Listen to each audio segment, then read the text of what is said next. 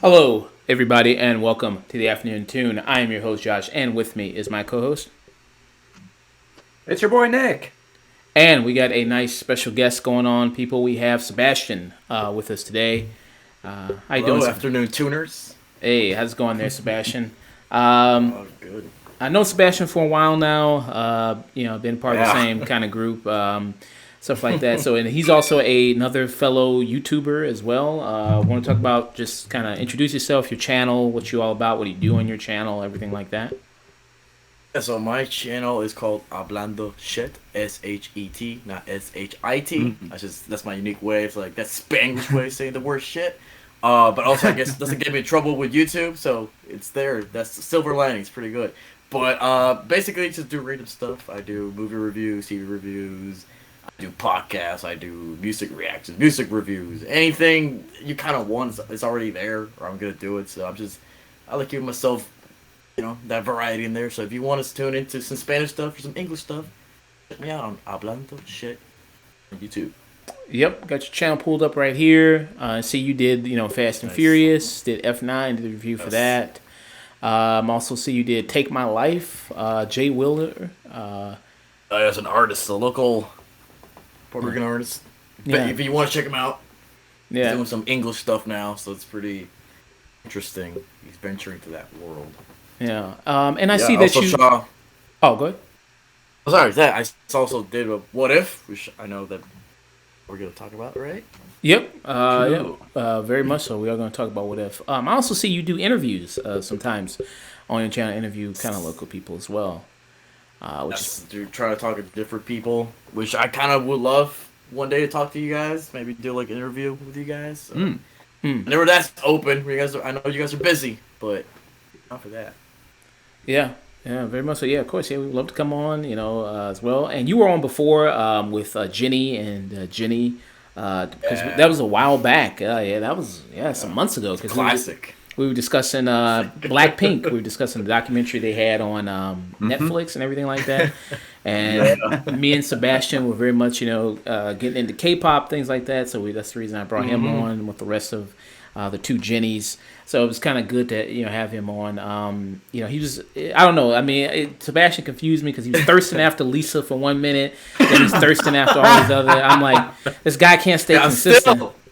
Shit. I mean, Lisa still. Why a man gotta choose? You know what I mean? Like, and he's going back and forth. I DM Lisa, let her know what was going on, let her know what, you know what I mean? I'm like, this guy just keeps switching back and forth. I don't know, you know what I mean? Like, his loyalty. They're all great. They're all great. You know what I mean? I'm still learning. Disloyal. I'm still learning about the K-pop stuff. There's a lot. I'm like, wow, this is too much. That's a school in itself. That's a course. K-pop is like too much. Yeah, very much. That same like Black Swan Academy that they like go to learn how to be K-pop stars. There's one just to learn how to be a K-pop fan. It's creepy stuff. Oh my God. There's a good horror movie in the works for there. Yes, I'm hoping they do it. Please. Somebody to get that movie staffed. I just imagine J.K. Simmons being there. It's like, not my fucking tempo. Yeah. That's what the Black Widow should have based their movie off of. Should have based it off of K-pop fans. That's what they should have did it off of. That would have been perfect. Inspiration on that. Yeah, you know what I mean. Actual K-pop musicians. Yeah, that would have been actually smart to do that, but missed opportunity. Would have just had Samuel Jackson at his most unhinged. It's like, step 1, 2, step. God damn it. Oh wow! That ain't no cliche, bitch. There's still be a chance that hopefully a director will get attached to something. Yeah, like yes. I really want to see that. Movie studios, hook your boy up. I got you. Yeah. I'm telling you, we're full of great ideas on this podcast. Full of great ideas on the show. Of course. So with this show, we got a full show. So we're going to be discussing Don't Breathe 2. We're going to be also discussing. What If, the Marvel TV series, as Sebastian said before. We're going to be covering that. They dropped its first episode on Wednesday. Yep, the first episode, Captain Carter, a.k.a. Please Step on Me, Peggy Carter. Yep, very much. She really puts the peg in Peggy now, for sure. So we're going to be discussing She's going to break Steve in half. Yeah, so that's going to be something we're going to be discussing that.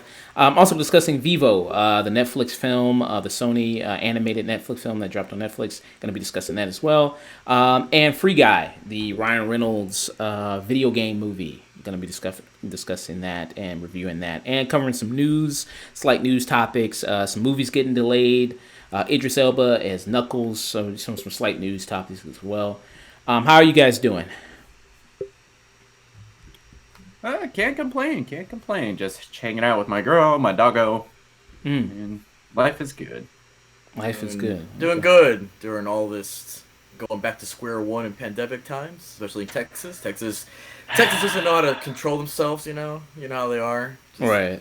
Want to be stupid, stay stupid. That's how it is. That's how it is in Texas. It's great.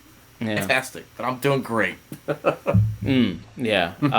And Sebastian, he's been doing a lot of stuff. He's, also recently graduated college, so congratulations to him. Hey, congratulations, man. Thank you. Moving up slowly, but I'm getting there. Yeah, It's hard. Hard in this world. Yeah, working hard, getting that bachelor's degree just to work at Walmart for $15.99. Yeah, gotta love it. Gotta love it. $15.99. Oh, actually, I'm sorry. It's more like $12 an hour. I'm sorry. Yeah, of course. Yeah. Walmart, yeah. Yeah. Not 15. That's too high. But hey, well, at least they give you some good discounts, maybe. You know what I mean? No, they probably don't even give you good discounts, but I don't know. Probably not. But work there. Yeah. But do you stay busy doing the channel, things like that? Your YouTube channel, is that mostly to keep you busy? Busy doing that, doing other side jobs, do some writing stuff, doing some social media management stuff for other people. So, doing what I can to get myself out there. But it's been great. It's a great. I'm not too bad after, because sometimes, when you graduate college, it's like the struggle bus is there, but I'm not in there yet. I'm not in the whole bus yet. Yeah. In there. Well, you are going to be in the upcoming Jackass Forever movie, you know what I mean? Very much, Steve-O's son, you know what I mean? Please, if you watch my movie, well, as you can see, I'm fine. Yeah. Support the homie in Jackass 4 and Jackass Forever. Excuse me. Yeah. We had fun in the set. It was great seeing my friends again after. It's been like almost a decade, more than a decade, right? Yeah. Jackass 3 came out 2009, 2010. Yeah. I think 2010. Yeah, it was something like that. It's been almost 10 years since the last Jackass movie, so it's been a while. It was a great movie in middle school. Yeah. That was a great middle school movie. I was like, wow, this movie's fantastic. Yeah. Yeah, to this day, it's one of my favorite experiences in a movie theater. And thank you, Sebastian, for that. Oh, you're welcome. Just do myself out for the art. Just put myself for the art. Yeah. All right, so moving on to our first movie, we're going to be discussing Free Guy, the Ryan Reynolds video game film, also starring Taika Waititi. Here in this film, Ryan Reynolds stars as an NPC, which is known as a non-playable character who lives in the video game world that is known as Free City, which is basically like your GTA online kind of multiplayer kind of experience like that. Something kind of similar to that, and PUBG, kind of similar multiplayer games like that. Mm-hmm. And the movie also brings in kind of other video game elements that you see, like health packs and money and things like that. So Ryan Reynolds lives as an NPC in this video game world and starts to slowly kind of open his worldview and become almost self-aware of his existence in this world. And a lot of what you see with this movie, you will draw comparisons. A lot of people making comparisons to something like The Truman Show, something like the Lego Movie, which I immediately saw watching the movie. And if you've seen Lego Movie and if you've seen this, you kind of know what I'm talking about a little bit there. Also kind of even similar to kind of like Ready Player One in some aspects of, because with this online game, there are also other real players who go inside the game and play the game as well like that. And, these people are referred to as sunglass people, as Ryan Reynolds refers to them as, the other NPCs, the sunglass people.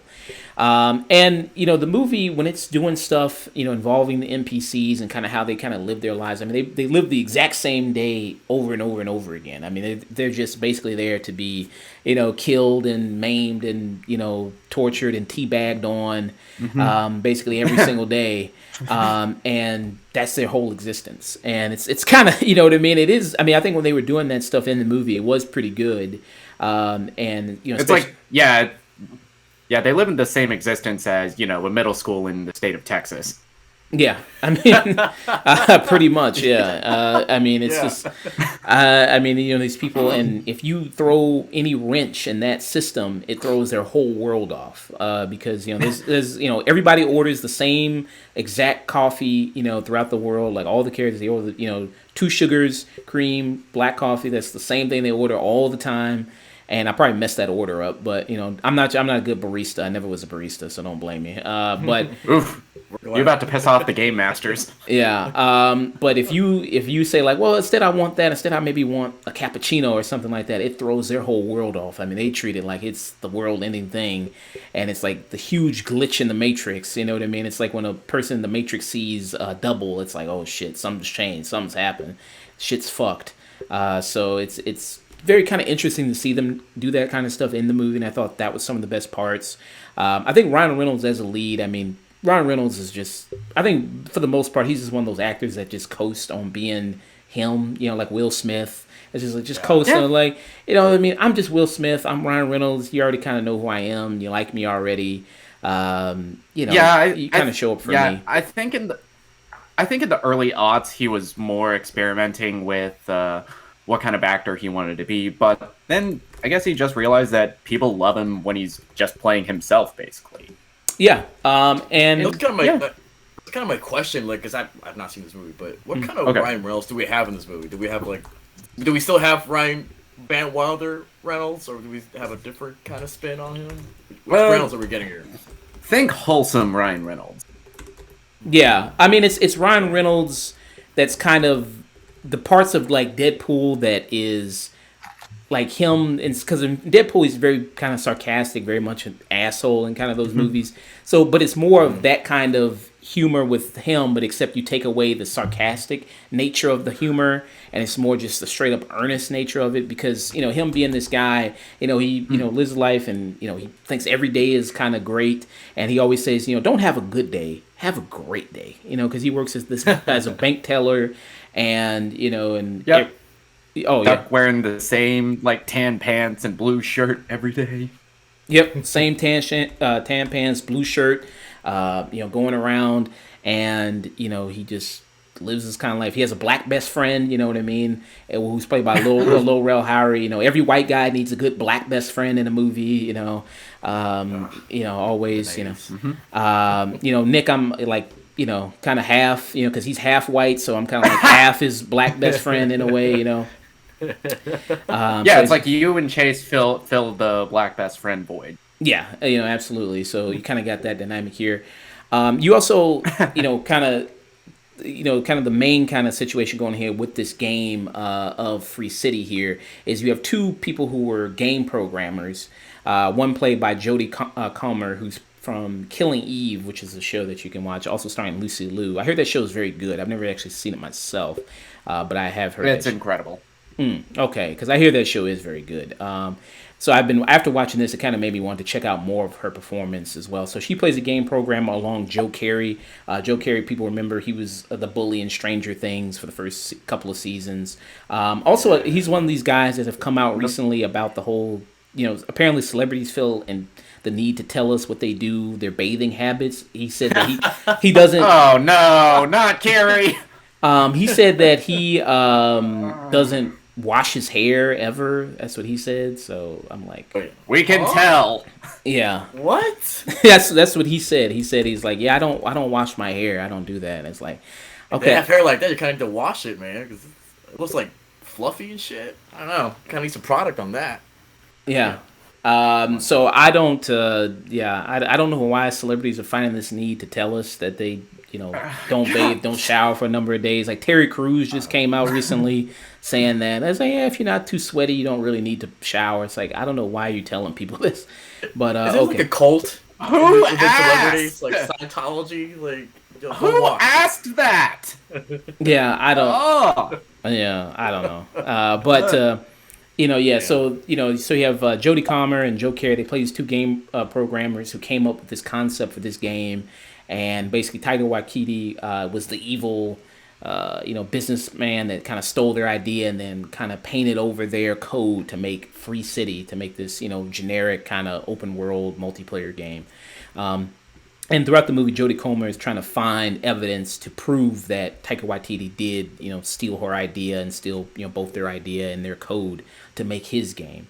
Throughout the thing, and speaking of Taika Waititi, I'd love to talk to him, interview him, just to ask him, so what the hell were you thinking when you were playing this character in this movie? What was your inspiration? What was your kind of, motivation for this? Because he plays it so over the top, so big. And Taika Waititi, he's a funny guy.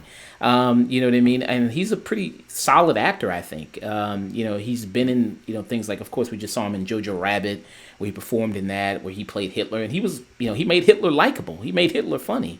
You know what I mean? I mean, that would probably be career suicide for other actors. And that was kind of the trouble.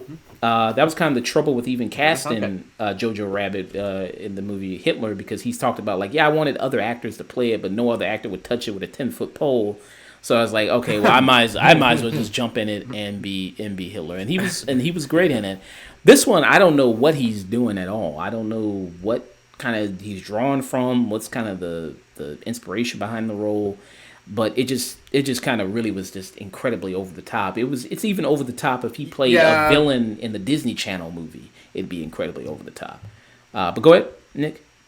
Yeah, he's over the top for a Tyler Perry movie. Yeah. But does he play like the same character from what's his name from Ready Player One? You know, remember the villain from that movie? Does he still play the same kind of role, or is it too over the top? Because even him, he plays a similar character, but more douchey than Ben Mendelsohn in Ready Player One. Even Ben Mendelsohn was a little kind of hand-me in that movie, a little bit. So I don't know if you think he's worse than him in this movie. I found it a little cartoony. No, I don't know. I think I ended up liking the movie more, but Taika as the villain, it just kind of, it's so over the top, it kind of just dragged the movie down for me. Yeah. Some of the stuff he did say would be kind of funny just because it's just so random, a lot of the stuff, and it's so rapid fire, and it's just so going by so fast that, maybe every now and then it would kind of catch you and just kind of make you maybe laugh just because it's just so ridiculous. But, yeah, I mean, I don't know. Yeah, it feels very Apatow in how a lot of it feels improvised, but I guess the editor just chose some of the weaker takes for that. Yeah, I don't know. It's just like, I mean, maybe there's some good stuff on the cutting room floor that we're not seeing. Release the Levy cut, I guess. Release the free guy. Taika Waititi. Release the Levy cut. Yeah, because maybe there's some good stuff on the floor that we're not seeing. But like I said, I don't know if he was directed to do it or if it was just purely him. But yeah, I have no idea what was going on with that performance, and he kind of dragged it down a lot, which is a shame, just due to some of the things he did. You also kind of have kind of these other elements that kind of come here as well. Like I said, it being a video game. Kind of based on a video game and it kind of being a video game movie. It's nice that they did include people who, are video game players, people who are famous Twitch streamers and things like that. So you do have like Pokimane, Ninja, and other big Twitch streamers that they have on here. Because with this big video game, so it would make sense. It's like if you did a sports movie and you had sports analysts come on, like Michael Wilbon or Stephen A. Smith or Skip Bayless, or, you would have them come on to discuss, what was going on in the world of sports in a sports movie. So it's similar here that the Twitch streamers, they come on and they discuss this, the game, and especially when Ryan Reynolds, when he starts to become the good guy, when he starts to really, because he's trying to rank up in the game to get more attention. And as soon as he started doing it, people going, who the hell is this guy? Who is they call him the blue shirt guy? Who is this guy? And a lot of people start talking about him, and because he's actually doing good things in the game. He's just not setting people on fire and shooting people and, then punching people in the face and, teabagging people and flossing on people. Yeah, he's not Yeah, he's not doing the quiet kid in school. Yeah, you know what I mean? He's just not shooting up things. He's actually kind of, he's helping people, saving bank robberies and saving people from bank robberies, helping the old lady find her cats and, helping to stop the old black guy from getting thrown out his convenience store. So he's, doing all that kind of good stuff. So he, a lot of people start talking about him more and more, and he starts to go viral. The only issue I had with that is I think they cut to the Twitch streamers too much. I think that it started to become almost a kind of narrative, they were kind of relied on it as such a crutch, a narrative crutch, because it kind of felt like when you do a movie and have characters watch the news, and when in order for a character to watch the news, it helps dispense information in order to tell what's kind of going on, kind of in a broader aspect. And I felt like they constantly just kept doing that. Oh yeah. Yeah, it's like that trope where somebody cuts on a TV and it has a news about exactly what is going on. I do think they use that a little too much also, but honestly, it didn't really bother me. This is supposedly a popular game in this movie's world, so of course we'd get a lot of commentary from a lot of Twitch streamers in the news. Yeah.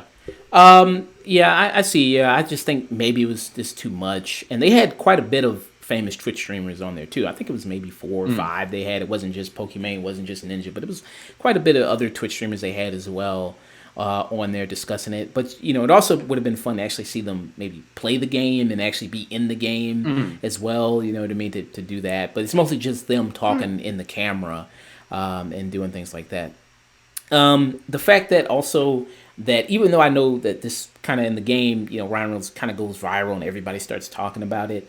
The fact that the whole, it becomes like this whole global kind of phenomenon, like everybody around the world cares about what's kind of going on in this video game. It's like, I don't know. I mean, I don't know exactly if that would exactly happen. I mean, there's things that do kind of go viral that do happen, but they treat it like everybody around the world would be really, really that into it and really focusing on who he is. And I just kind of was like, shit. There was a Travis Scott concert in fucking Fortnite, so it's not outside the realm of possibility for it to go that big.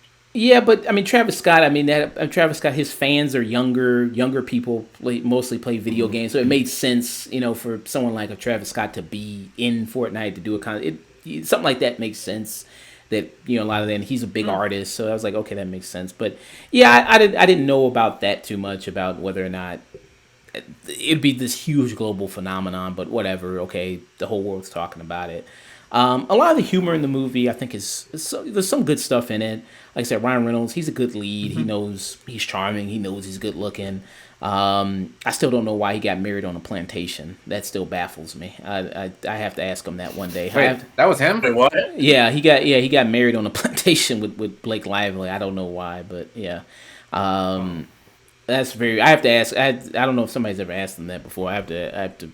One day when I meet him, like, hey, Ryan Reynolds, you're great and all, but why did you get married on a plantation? You're rich and you can get married literally anywhere else in the world, but okay. I mean, the man's a world-class troll. He probably did it for that. Yeah, I guess so. But yeah, he's trolling slaves, I guess. I don't know. Maybe. But yeah, so but I think he's a good lead in it, and kind of some of his moments are funny. Jodie Comer, she kind of has to play dual roles because she plays a character in the video game trying to get information, and she also plays somebody in the real world as well. So you see kind of the difference she has of like this avatar that's kind of cool and kind of badass, dresses cool, got red hair, has an accent. So they don't really show much of that in the trailer of her kind of in the real world and her with the acting. And you also have some cameos that also come in here as well of other famous people. I won't spoil those, but you have some kind of big cameos that come in. Oh yeah. A lot of the cameos, I didn't know they were coming, and they caught me off guard and managed to get a huge laugh out of me. Yeah, even like you have some big people coming in who do voices for some of the roles, who play some of the avatars that the characters play in the video game. So that's pretty cool. I thought that was pretty nice. Some of the kind of cameos were pretty funny. As far as kind of it talking about like I think the real weaker element of this, because there is kind of somewhat of a romance subplot that kind of comes in here. That is because guy Ryan Reynolds' character slowly starts to fall in love with Jodie Comer, which, to be fair, who wouldn't? Yeah, you know what I mean, and I think what they do with that, kind of with the romance in the movie, super like generic. Like we're talking like super generic romantic comedy stuff from like 20 years ago. I mean, stuff that you didn't think they really even did it anymore.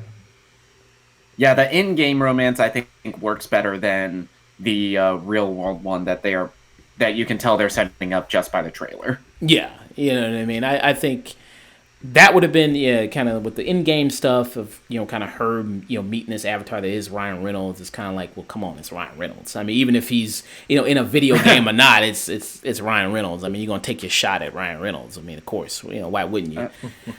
Shit, who wouldn't shoot their shot with Ryan Reynolds? Yeah, absolutely. So, I thought you can see where it's going easily. And I thought the ending of that kind of with the whole subplot of that romance was just really kind of very, very generic and super basic in its execution. Yeah, go ahead. Yeah, it is generic in its execution, but it also didn't really bother me. Okay.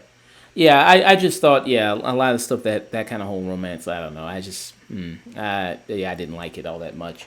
And it kind of, I think, dragged down the film that it was kind of so weak for that nature. But, throughout the film, I mean, I think, there's nice stuff they kind of add in with the kind of the video game stuff. And sometimes when Hollywood, tries to adapt, I think they still struggle a little bit, even with this movie, video game culture and, video games in themselves of like, what's popular, what's cool. Like, because I don't even think, like, they do flossing. I don't even think people still floss anymore. Like, I think they that's... still do that? Yeah, I don't... Yeah, they do that in the game. Yeah, like... Oh, God. I don't even think that's, like, a popular thing anymore. I don't know. I'm pretty old now. I'm 26. I'm getting fucking old. I don't know. You young kids, you tell me, do people still do it? I don't think flossing is still all that popular anymore. You know what I mean? But I mean, this movie was supposed to come out like a year or so ago because it did get delayed because of COVID. This was a pre-apocalypse movie. Yeah. Even pre-apocalypse wasn't popular anymore. I think. Yeah. So I was like, damn, too late. Yeah, but some of the the video game, the whole med packs and the money and all that stuff like that. It's like, okay, very video game elements like that, and how people and it's kind of a good conversation in the movie because it's like Ryan Reynolds starts to kind of like him doing all these good things in the game starts to make people question like whether or not it's like, man, am I an asshole? Like, am I just a bad person, me going in this world and doing all this stuff like this? Like, you know what I mean? Like, people just start having an existential crisis. NPC lives matter. Yeah, I mean, because when I'm in video games, I mean, I don't like try to kill anybody that doesn't deserve it. You know what I mean? Like if I'm driving past or I'm walking past and a guy like flips me off, it's like, yeah, I'm gonna bust his head open with a bat. I mean, you know what I mean? It's like, I mean, you kind of asking for it at that point. You know what I mean? Yeah. Even on GTA, I don't intentionally run people over. It's just, sometimes you misjudge the braking and sometimes you smack a motherfucker with your car. Yeah, you know what I mean? So, yeah, I try to do my best to be, like Guy in this movie, Ryan Reynolds, you know what I mean? I try my best to be the good guy here. Whenever there's a good side mission, in a game, it's like, help this person do this. I try my best, you know what I mean? Help the person find the lost thing or whatever. Sometimes it's like, it's too much, sometimes you have people go like, help me find my lost pages of my book. I got 50 pages. It's like, okay, bro, you on your own. Fuck that. I'm good. You on your own, brother. Yeah. Yeah. So, overall, just to, I guess, close out my kind of feelings about the movie. I think it's, I think it's fine. I think it's solid. I think it's a fun movie that you can enjoy. I think that, for this movie all about kind of like, it's trying to, I guess, have somewhat of a message about like the big tech giant taking the little person's idea and then taking it and using it. It's like there's a moment at the end of this movie that personifies the very thing that they were talking about in the movie, about the big company that takes the little person's idea and uses it to make more money. It's like, yeah, they kind of personify that at the very end, and you would know what I'm talking about when it happens. But I just thought that moment was kind of very egregious as well. But it's light. It's something that it's a good watch. Stuff with Ryan Reynolds' relationship with Lil Rel Howery can border on a little magical, mystical Negro territory, as far as him coming to him for advice in some aspects. But I think that if I had to say give a rating for it. Oh, hey, thank you very much, Silverbrand, with the hosting there with the raid, man. Thank you very, very much, Silverbrand. Silverbrand, part of the Water Cooler podcast very much. So we plan to make a guest appearance on that podcast pretty soon. Brendan Fraser, he's also thinking about doing maybe a Brendan Fraser, Nicolas Cage movie kind of breakdown, retrospective review of all the Nicolas Cage movies, all the Brendan Fraser movies. He's kind of bouncing that around, doing those. Damn, all Nicolas Cage movies? Yeah. Or do you have an entire year? I mean, do you have an entire decade? I mean, that's a lot of movies Nicolas Cage has been in. But yeah, thank you very much, man.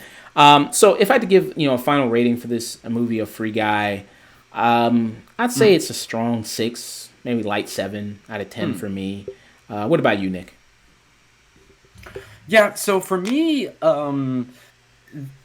there's not a lot in this movie that you haven't seen in other things. This is basically taking The Matrix, the Lego Movie, They Live, and most of all, The Truman Show, and kind of mixing all them together under the skin of a video game.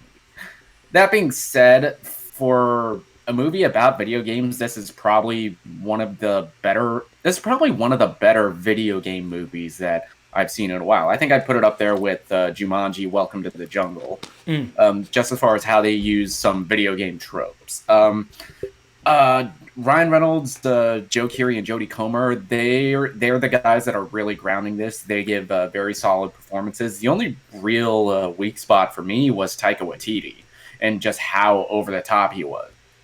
Every time he came on screen, it was just kind of pulling me out.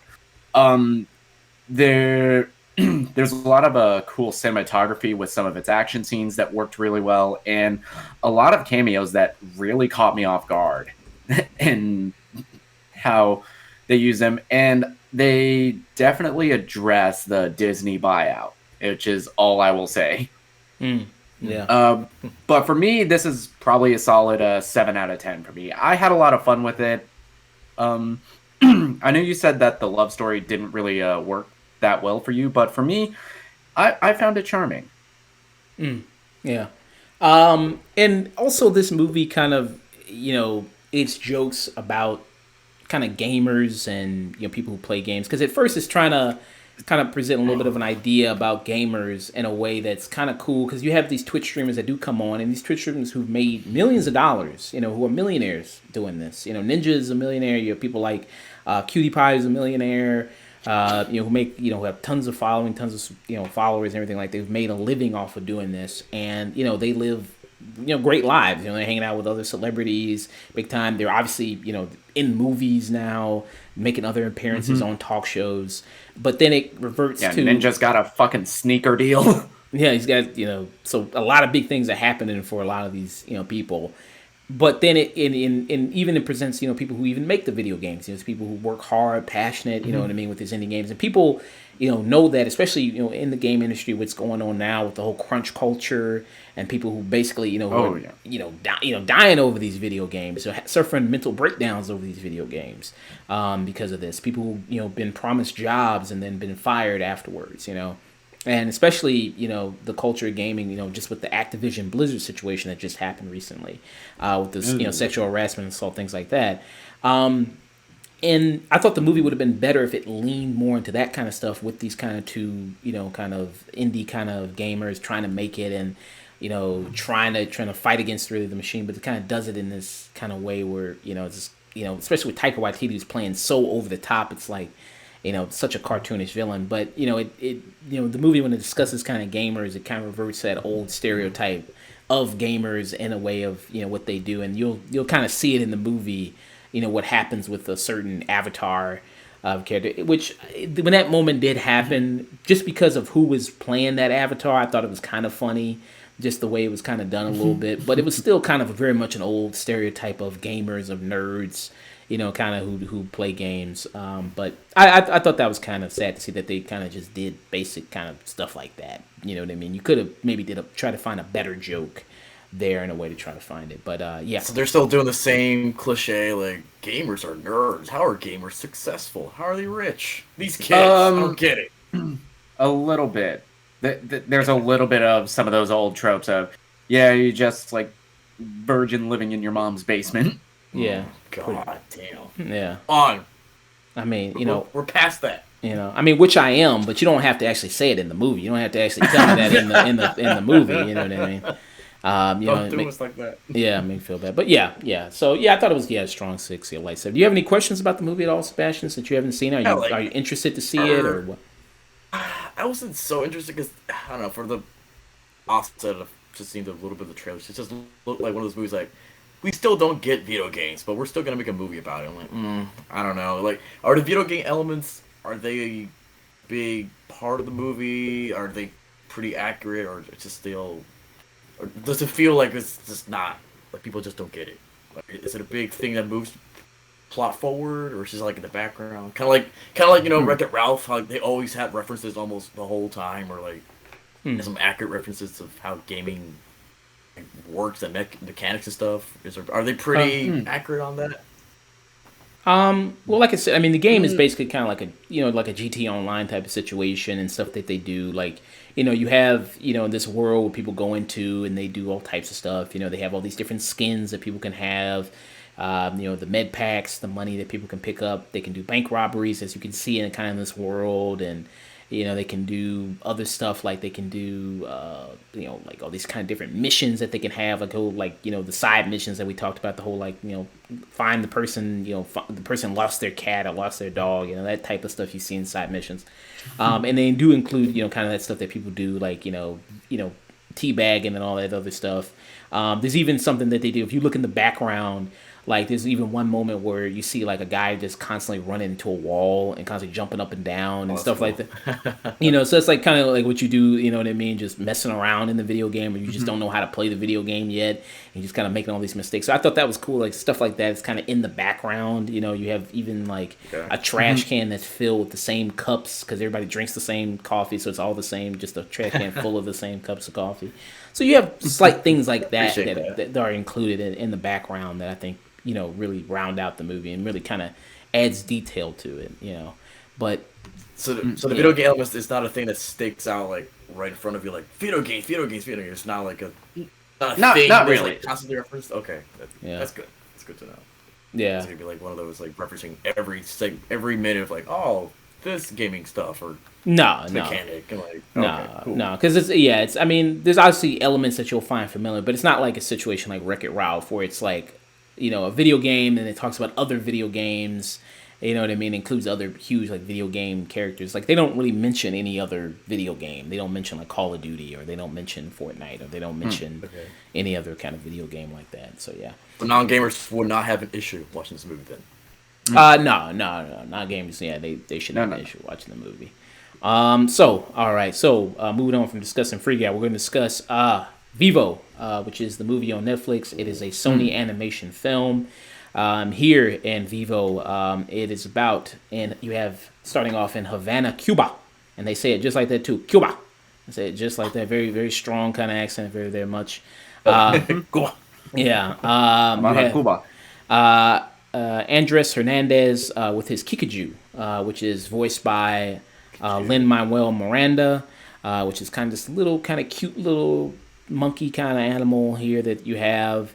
Very, very adorable. Has even got his own like little hat, everything like that, trying to emulate his owner. Horrible. Yeah, the owner, he just sits there because I think the owner is the only person that actually understands the Kikaju, like and he's an older gentleman who plays guitar. Because I was trying to figure out like, oh, can everybody in the movie understand what the little animal's saying? But no, it's only the old guy who's like talking to the animal like it's a real person. So I'm like, okay, what's going on here? That the I think they understood like his mannerisms. That's what I understood from it. Right? Like, well, to be fair, I also do that with this little guy, with this little girl. Okay, he's trying to talk to my pets like they're yeah.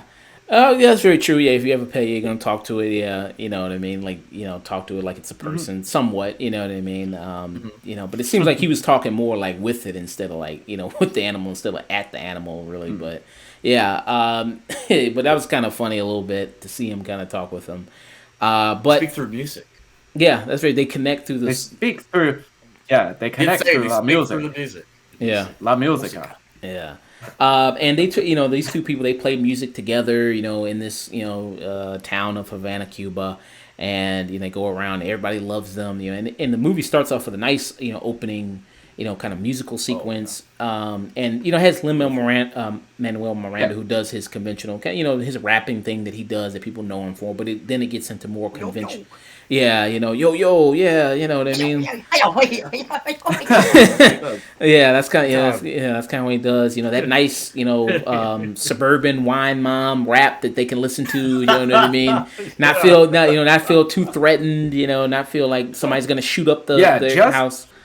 Yeah, just hip hop enough to not scare the white people. Yeah, very, very, very nice, very safe. You know what I mean? Not too bad. But it transitions more to classical Latino music and kind of things like that. It's like Vanilla Ice, except Manuel Lynn's actually got talent. So. Yeah, he's actually Lin-Manuel Miranda's not just doing Under Pressure, but then going no, it's dun dun dun dun dun, not dun dun dun dun dun. You know what I mean? He's not doing that. He's not doing a billion different covers of Ice Ice Baby. Yeah. And coasting on that for like 30 years. Yeah. I mean, Lin-Manuel Miranda, he's blowing up. He's got a lot of talent. He's everywhere now. You see him. And after the success of Hamilton, which was this huge, mega successful thing, now you even just came out with a movie just recently this year called In the Heights, which premiered on HBO Max as well as theaters. Sebastian, you said you kind of want to talk about Manuel Miranda when I asked you to be on the show. What do you kind of think about him and kind of what he's done in his career?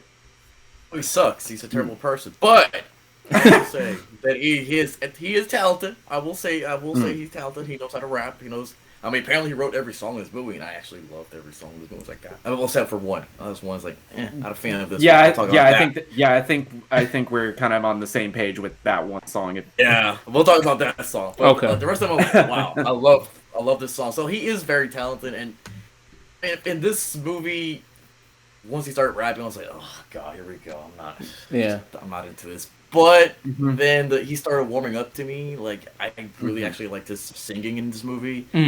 Like his voice acting here is pretty good.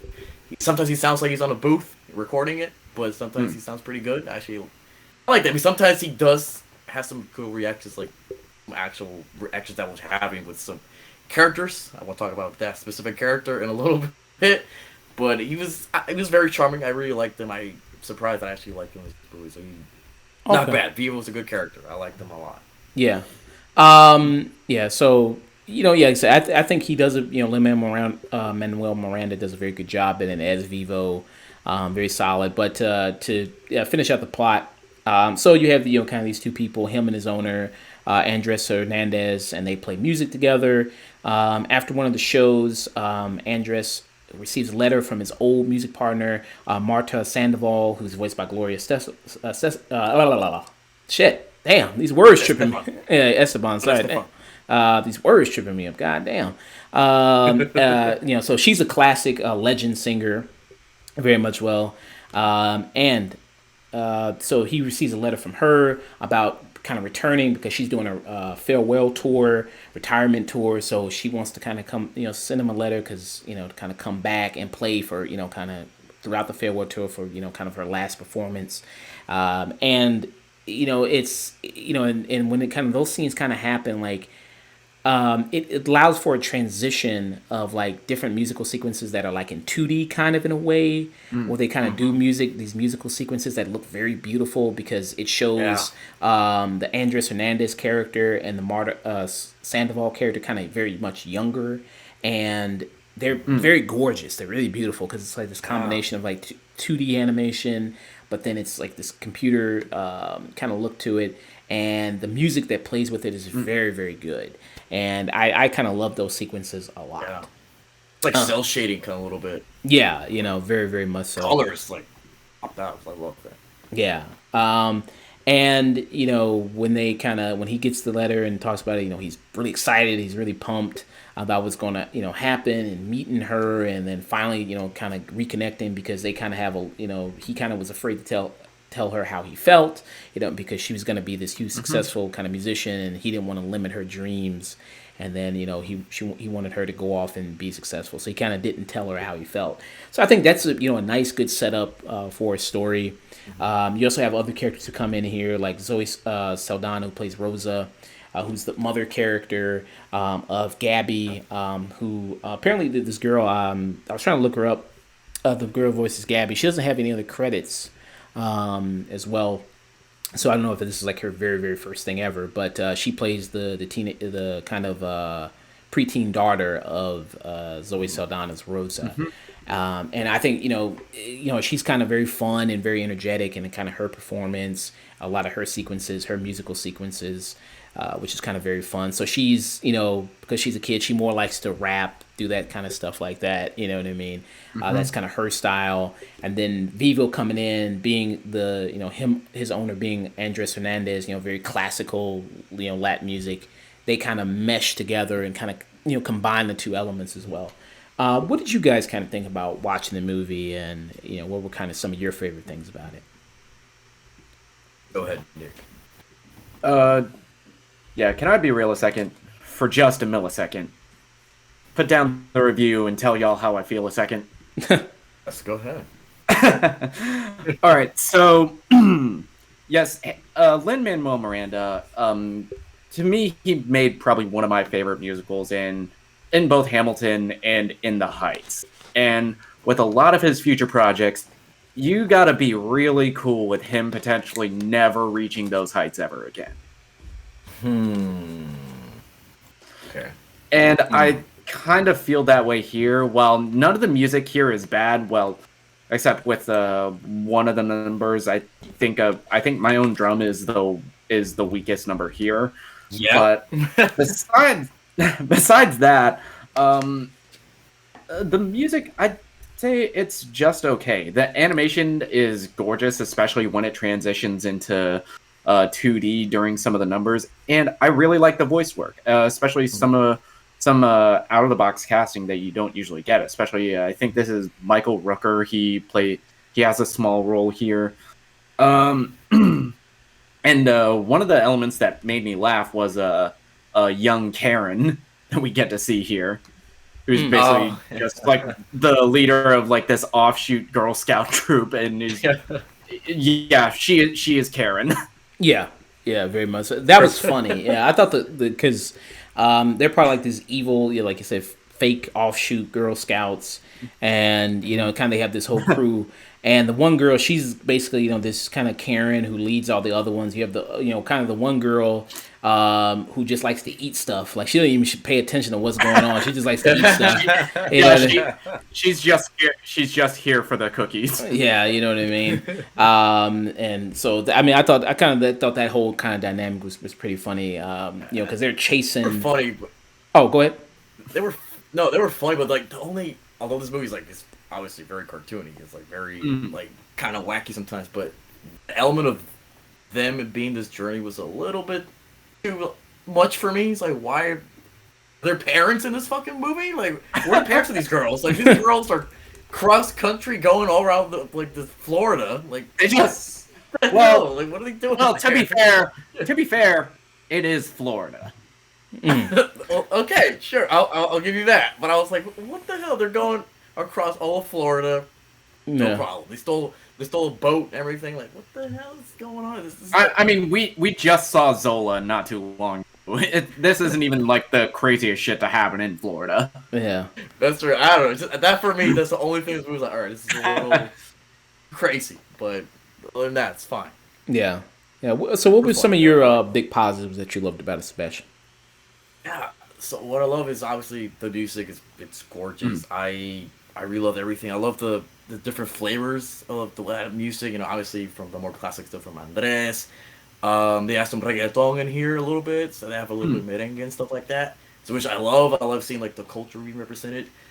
Gabby's song, that's the one I did not like because compared to all the flavor and the style of this movie, introducing that kind of modern techno pop stuff, it just didn't work for me. It was like, and I mean, nothing against the actress, but I think she was a little obnoxious in that song. I was like, Jesus Christ, she's being too loud. And she was obnoxious, but I think that was kind of the point of that character.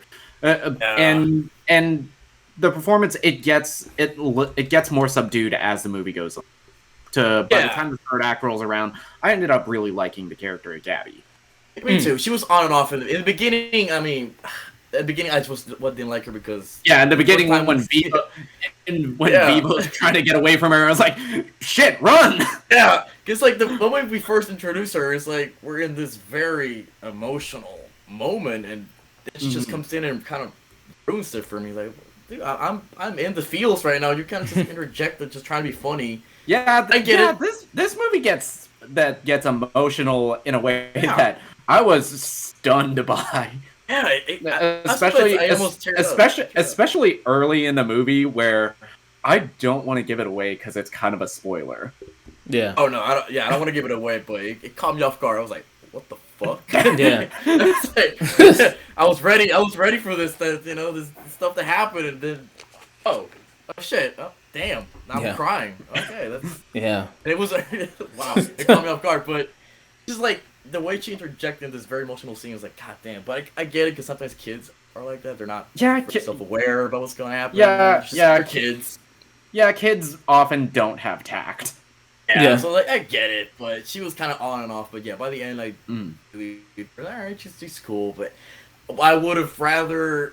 I mean, I'm trying to say without spoiling, but I would have rather the movie was how it was setting up to be than how it ended up being. Because I love Andres. I love that character. I love that character, and like I rather would have I love if we focused on just him and Vivo instead of introducing Gabby in the mix too. Gabby at the end, I liked her, but it's just.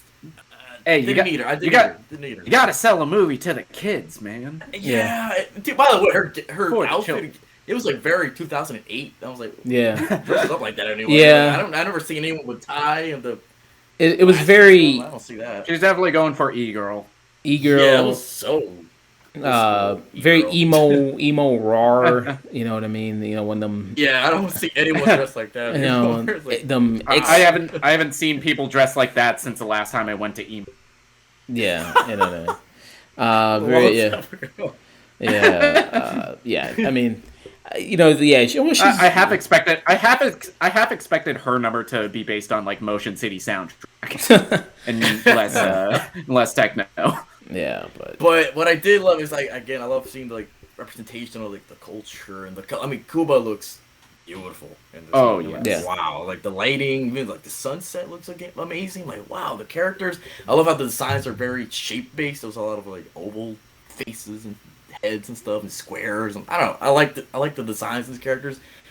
Kind of the middle part of the second act of the movie that's where it kind of fell apart for me. I mean, not too detrimental, but just like the whole journey stuff. It wasn't about it. It's just I would have rather the movie's more of like Andres trying to confess to his love for her, or maybe there's some hardships between there, but like the actual journeys sort of became a little cartoony. A lot of animal hijinks here and there. Yeah, it's kind of funny here and there, but it's just not what I was looking for. It's not what the movie's setting up to be for me. It's just like more of like a Coco than a Sony crazy movie. I was looking for that. I was looking for like the motion. Yeah, and it was there. I feel like with the journey part, I mean, it's very conventional kind of animated kids movie thing of like, hey, we got to do something to get to this destination at a certain time before it ends. You know, it's just like what a lot of kind of like the Toy Story movies is. We have to get back home before this thing happens. So it's a journey to get back home. So this, a lot of kind of these kind of kids animated movies involve journeys to get somewhere to accomplish something, in a way, and a lot of that stuff. But I think for me, with the journey part. It was made funny by one the Karen scouts, going who chase her basically, who basically chase her because they're all about trying to save the Kikiju, save Vivo because it's this very rare kind of animal, so it's about kind of saving her. And I mean given that we see, because there's a scene where we see her kind of whole graveyard of animals, it's like I think that's kind of a good decision. I think they do need to save. Get Vivo away from this bitch. Yeah. Honestly, I was on their side. Vivo would have not been Vivo if she was her the whole time. Yeah. So I thought that element was kind of funny, seeing the kind of those guys, because I thought that was kind of funny. I thought when they, there's certain kind of scenes when they go into the, kind of this forest, these woods that were kind of good. Like Michael Rooker comes in as like a talking snake. I thought he was pretty good. As soon as he opened his mouth, Really good. Yeah, as soon as he opened his mouth, I go, "Oh, that's Michael Rooker." I can hear that. I can hear that voice. Yeah, I mean, that's Michael Rooker, who does a pretty good job. Yeah, I think he should do way more voice work. I think he does pretty good here. Yeah, he's got a good voice. By the way, Michael Rooker songs, man, it's in full effect. He's been in everything now. It's like movies, he's there. Animated, I'm there. TV, I'm there too. Like, damn, Michael Rooker. Yeah, he's getting that shit. Like he joined the family. He joined the Suicide Squad. Family.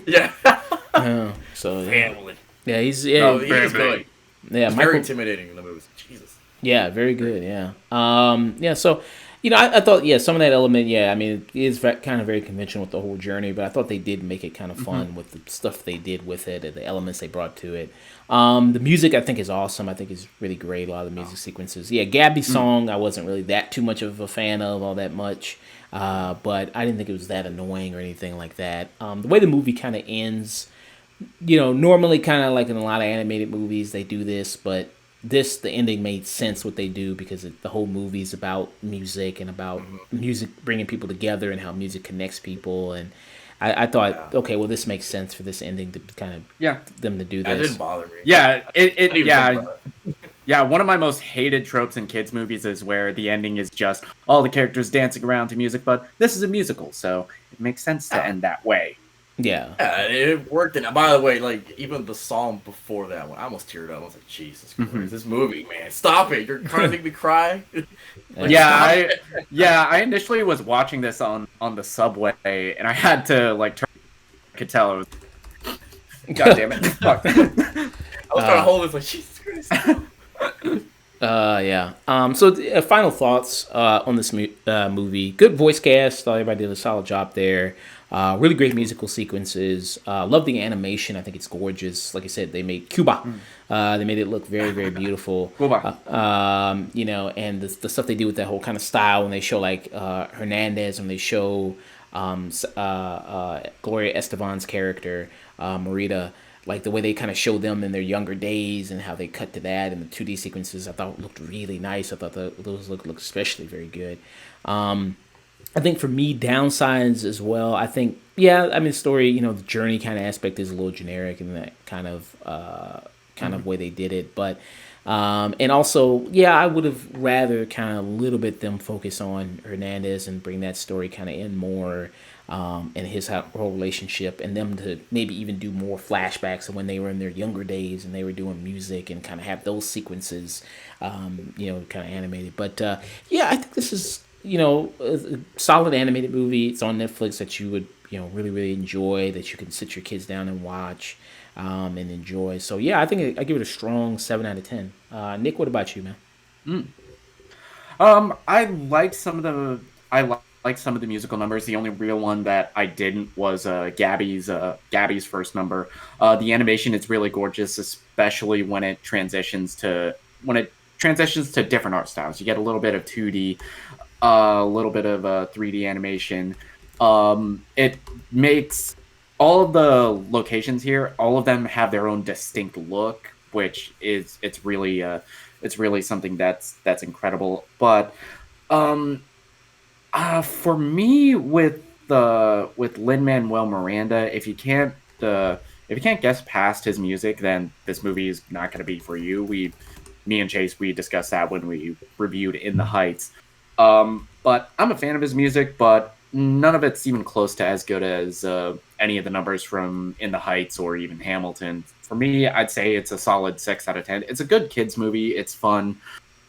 Kids are going to love this. But there's not a whole lot for adults. Okay. Sebastian? Yeah, I guess I kind of agree because the most kids part that I saw in this movie was the second act, which that's the part that I didn't like the most out of this movie because I felt there's like some disjointment here with the tones. Because the beginning is more like very emotional, very beautiful with like the culture and the music, and there's a story was very something we can all relate to. I really enjoy that, but once we kind of introduced Gabby into the mix, that's when it became a very kids movie with the journey, the wacky stunts and stuff like that. I mean, there was some enjoyment there, but I felt like the movie kind of it took some legs off of what it could have been. I was looking for more for like a Pixar movie, and it kind of ended with a Blue Sky Studios movie, or R.I.P. And I was like, man, you kind of had something better set up there, and just kind of went for the more kiddie stuff, and that just didn't work for me. But yeah, the kids will love it. I'm sure they'll enjoy the hell out of this movie, and the music it's incredible. I love how well they represented Cuba in here. I love like everything, the culture here, everything was the voice casting is awesome. Vivo's design is a little hit or miss for me. Sometimes he looks cool, sometimes he looks a little weird for me. I don't know. I wasn't a big fan of his design sometimes, but yeah, I don't know. Just for the beginning of the first act, I was really set up for this movie. I couldn't wait for what's going to happen, and it just kind of took it away from me a little bit. But then by the end, it kind of solved it, and I really love this movie. I really had a good time. I think I loved it more than you guys, because I would give this like an 8. Okay. Could have been a solid 9 if it would just stick more with what they kind of set up with Andres and that beautiful story, and instead of just relying more on the kid stuff. By the way, I think this is the most emotional Sony Pictures animation movie I've ever seen, because mostly they rely on the cartoony stuff. And this one I was like, this came out the same year as Mitchell's versus the Machines, so easy there with the emotional bit. I haven't seen that movie yet. All right, I was gonna watch that movie today, but I was like, all right. Yeah, which is like, this one is like comic. Surprise. Yeah. You haven't seen Mitchell's versus the Machines? Yeah, man, it didn't look like my cup of tea, but if you're saying it's emotional, then I'll give it. We did a review for it. It's on the page. Did a review for it. It's also on Netflix as well. Yeah, so Sony Animation. I think they did 2 really good movies this year. I think I like we did really like Mitchell vs. Machines. I thought this movie Vivo was very good. I thought it was very solid. So very, very good film. I enjoyed it. I mean, as far as Pixar quality, I mean, if we're gonna go that level, no, I don't think it reaches those levels. No. But could have been. But it's still a strong film. I think that kids will like, and I think adults could also watch with their kids and enjoy the music of it and have fun. So it is still pretty solid with some good bits in it. All right, so moving on from discussing Vivo, real quick, I am going to do a review for Don't Breathe 2, which is a film I only saw here. Nick didn't get a chance to see it. And so Don't Breathe 2 is a sequel to Don't Breathe, which was the film directed by Freddy Alvarez, who also directed the Evil Dead reboot, remake, restart, re-engage film of the Evil Dead franchise, whatever you want to call it. He did that, and he came and did Don't Breathe, starring Stephen Lang, who also returns as the blind man here in Don't Breathe 2.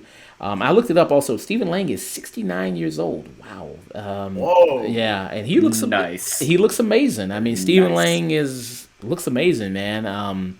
For a guy that's 69, he's 69 years young. So that's pretty, and he is jacked. I mean, he is definitely hits the gym a lot.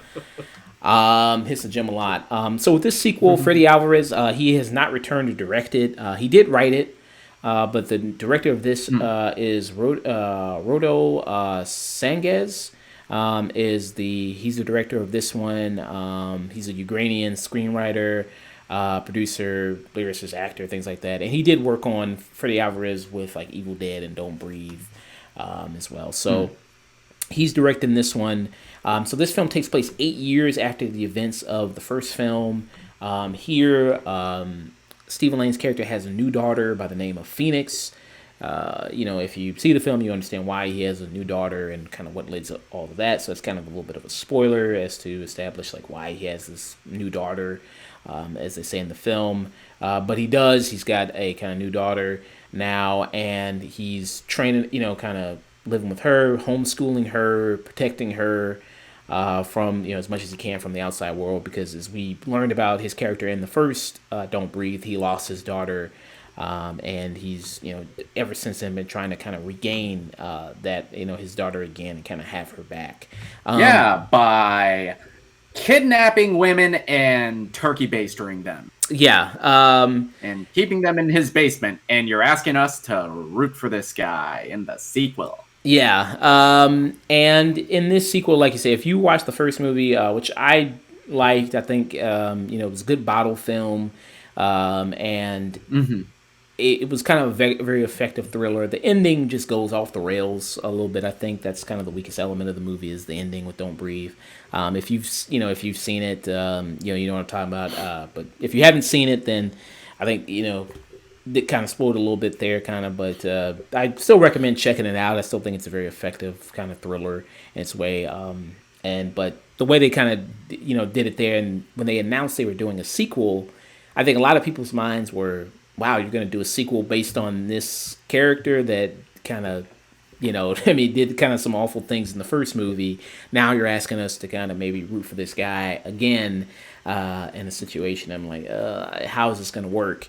In the sequel, they try to kind of have people who are even worse than he is, who come at him, because it's kind of another situation where people invade his home. It doesn't only take place in his house. There's a situation where they kind of go from his house to another location, so it's not purely just a bottle film of them kind of taking place just in this kind of one area for most of the movie. They do kind of switch it up a little bit and go to another location. But they kind of try to bring in other people who are worse than him, because they end up, kidnapping, his daughter.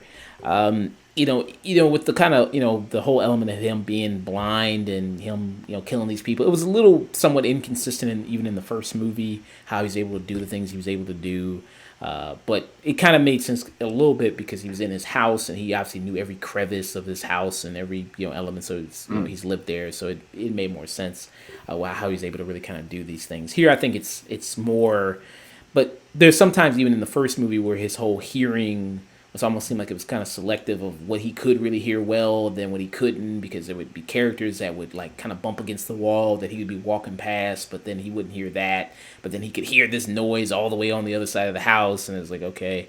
So sometimes, and they do a little bit of that here in this one. But this one is kind of more straight up just kind of like Daredevil, Punisher, Vigilante kind of style, kind of action they do with this one, of the things he can kind of do, and the violence he kind of commits, because this movie is R-rated, and it does get very bloody in moments. Sometimes it will cut away though from some sequences where it would show real bad how he's killing these people, these these kind of criminals. Then it will cut away with something else when he is about to do something. So I thought that was kind of very weird, because you do have this R rating, so why not just show completely all this kind of violence and blood, but they would kind of cut away in a lot of those aspects. And I think that, as far as being a sequel to this, and we just, came from a sequel of a good horror movie with, Quiet Place. And it's hard to do sequels of horror movies. It is very difficult. There are very few good horror movie sequels, very, very few. And we just came off a really good one that really, I think, surprised me, which was Quiet Place 2, which I thought was very effective in the way it did and the way it added to the story. This one does not. This one is, I don't think, nowhere near as good as the first one.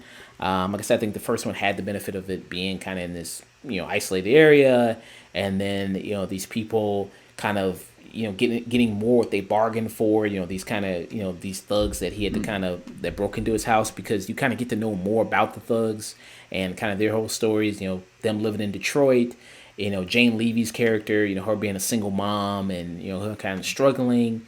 And so you kind of got to know a little bit more of the criminals, kind of before what they did. And this one, there's a backstory with these criminals in this movie too. But like I said, it being what you know about the Stephen Lang character in the last movie, it's like, okay, we got to ratchet it up and make these kind of people even worse than the other thugs, in the last movie, given that what you know about the information about this character already. And the movie tries to, in a way, say, what I mean, kind of address that a little bit of kind of what he did, and, state that, maybe kind of, maybe he is a bad guy and he considers himself a bad guy of all the things he's done. And, it tries to kind of some way reconcile kind of those things, but I think it fails to kind of do that. I still think it still paints him as a hero and as a good person. And I just, after what he did in the first one, it's like, yeah, I don't think you're going to buy that. I don't think you're going to sell that well.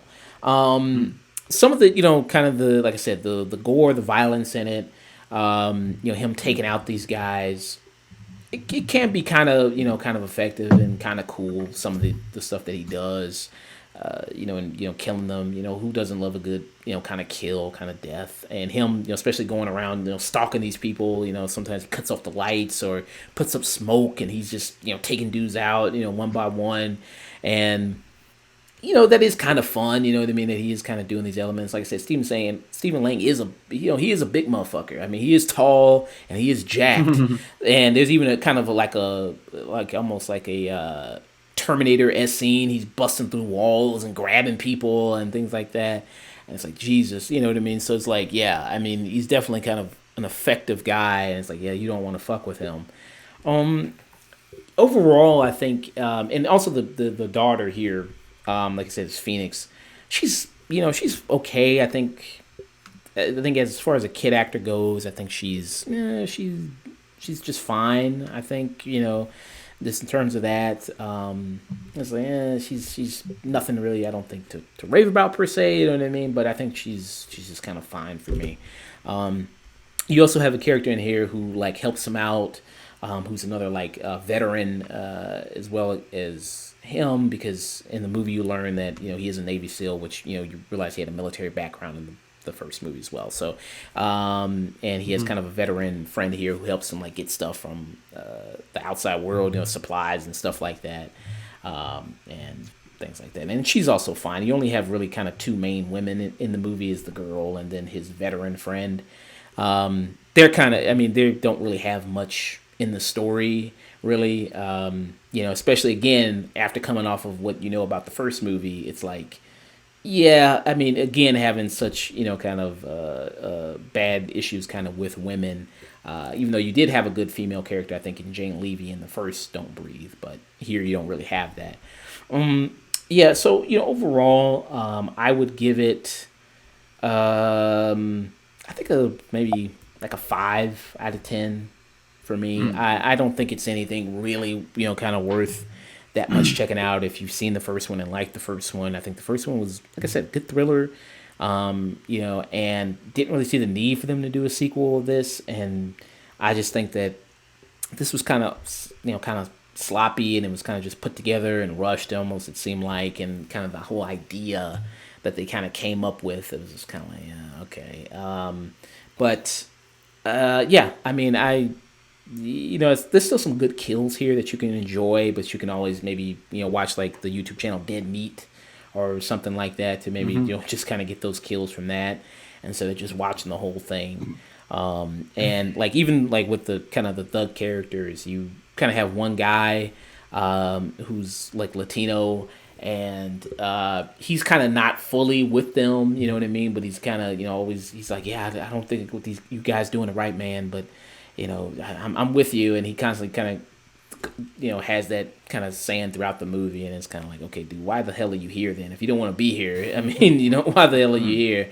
But yeah, but he's just that type of character because he has to make a turn, towards the end, and it's like, okay, we clearly know what you're setting up with this character. So yeah, I'd give it just for me a solid 5 out of 10 for me. Any questions about the movie?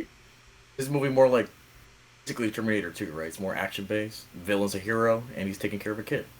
Yeah, yeah, that's a good comparison. Yeah, like Terminator 2. Yeah, he's but he's still a villain. I mean, pretty much. I don't think he's been, Oh, he's still about okay. because at least in I mean, it's at least in like Terminator 2, it was like, well, it was a different T-800. You know what I mean? It wasn't the same T-800. It was a reprogrammed T-800, so it was kind of different. Here, I mean, Stephen Lang, it's like, I mean, again, like I said, they try to paint these other criminals as even worse than him, and tries to kind of address somewhat, the bad things he did, in the other movie, but trying to kind of reconcile those things. But yeah, it just doesn't work for me.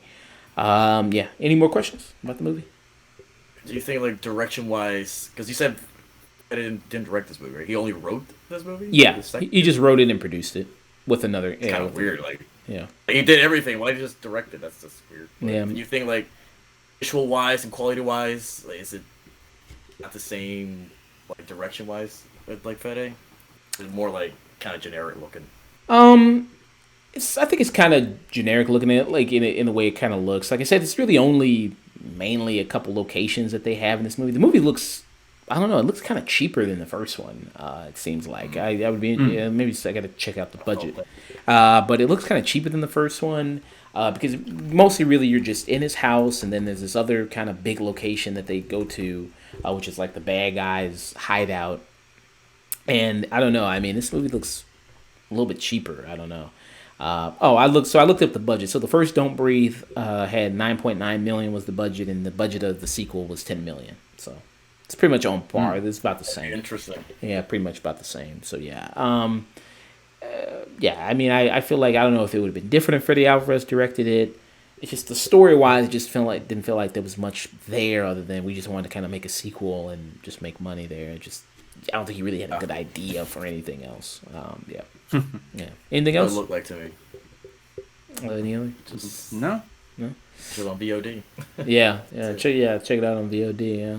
All right. So moving on from discussing that, gonna discuss our final review of the day. Gonna discuss What If. What If is the new Disney Plus series that has come on.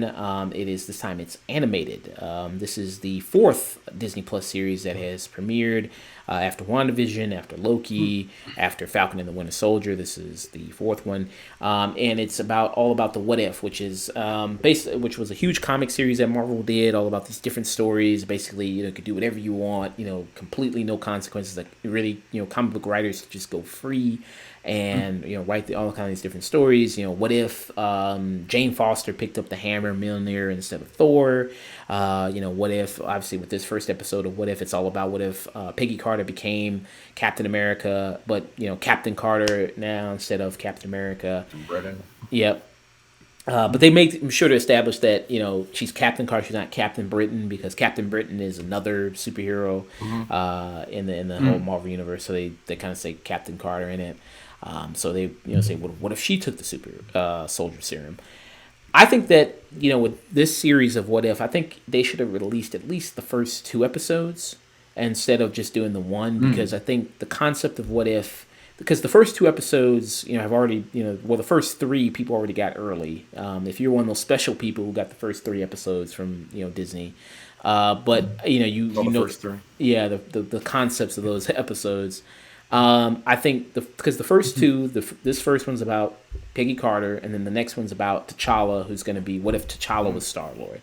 I think those are kind of base level concepts of inverse of the story you already know, that I think those would have been 2 perfect episodes to drop just to establish you of like, what is this What If, and get you familiar with it, because the series does open up with Jeffrey Wright, who is the Watcher, and discussing all these different strands, and it's like talking about timelines and everything like that of the world, and what if this happened, what if you made this decision, and he's kind of given the voice, the narrator, as the Watcher, in this series. So I thought it would have been better if they just dropped the first 2. If they did that to really, really introduce people to the concept more. I think so. But what did you guys think about kind of the story and everything like that? Well, first off, please step on me, Peggy Carter. Second, I love the animation of this. I think it's a really cool concept, but for me, one of the weaker aspects of it is some of the voice acting. It feels like it doesn't feel as natural, even though we, especially on the part of like Sebastian Stan, who is reprising his role as Bucky Barnes.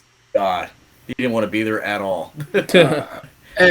Yeah, some of it feels unnatural, and I think a lot of the emotion, a lot of it's missed by certain people not returning, because it's well known Chris Evans did not come back for this. Mhm. Yeah, Chris Evans isn't coming back. RDJ is not back. Dave Bautista apparently isn't doing a voice for the show, and I think something's just missing there, especially just with how long we've been with Steve Rogers and Peggy Carter. A little bit's missing without his voice. But Sebastian, what did you think about this? I'm one of those special people that I saw the first 3 episodes. What the hell? What the fuck? How the hell did you get the hookup? Who you know? What the fuck? I hang out with film critics and stuff. You know those people. I won't say much. Whose I won't say. dick did you suck to get the first 3 episodes? You motherfucker! I won't say much, but I do agree that if the first 2 episodes came out together, it would have been much better, because I think the thing that was missing for this episode was kind of a more inventive choice with it, kind of just more creative with the plot, with what you have, because this was basically just the first movie all over again, and I was like, I've seen the story before. I know what's gonna happen. It's like a condensed version of the first movie, which I did not enjoy. It just felt like we're trading the same steps over and over again. If they kind of took a different direction, it would have been much more exciting for me, more entertaining. But it's like, I'm just seeing the first movie. I'm not even a big fan of that first movie anyway. So I'm like, why are we doing this? I just don't care.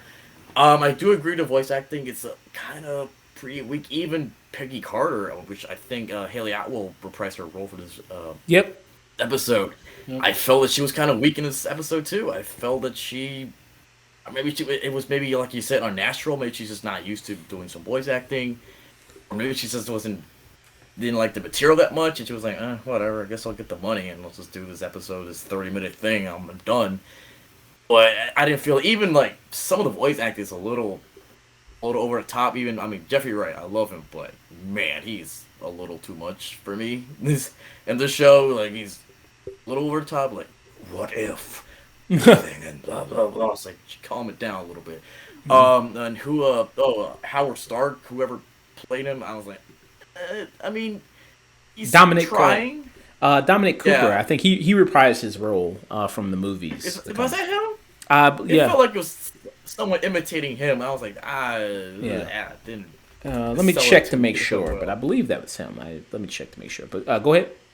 It was strange, and there are also some strange casting choices. I think Bradley Whitford was in this episode. I think. Yep. The general guy. Yeah, he was. It was weird. It was like, why don't you play as Tom Lee Jones? I mean, why are we playing this other new character? That was weird. He was good.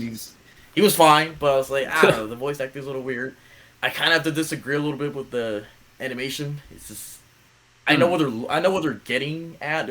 They want to get more close to the live action style and not make it too separated from that. They still want to, because it is apparently this is still tied into the MCU. I'm confused as to how. Yeah. But it's just, it feels a little bit like Telltale games, but worse. It just doesn't look too good for me. I will say it does get better later on. I will say that. But for this episode, it's like I felt like I was watching a short Disney Animation Studios film. It just didn't look too good. I was like, it could have been a little.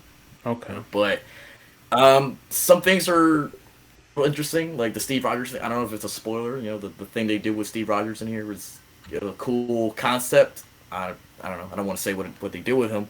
We can spoil. We will. Isn't it in the trailer that? It's just basically Iron Man. Yeah, he's Iron Man. Yeah, it was just a cool twist. Like, oh, that's cool.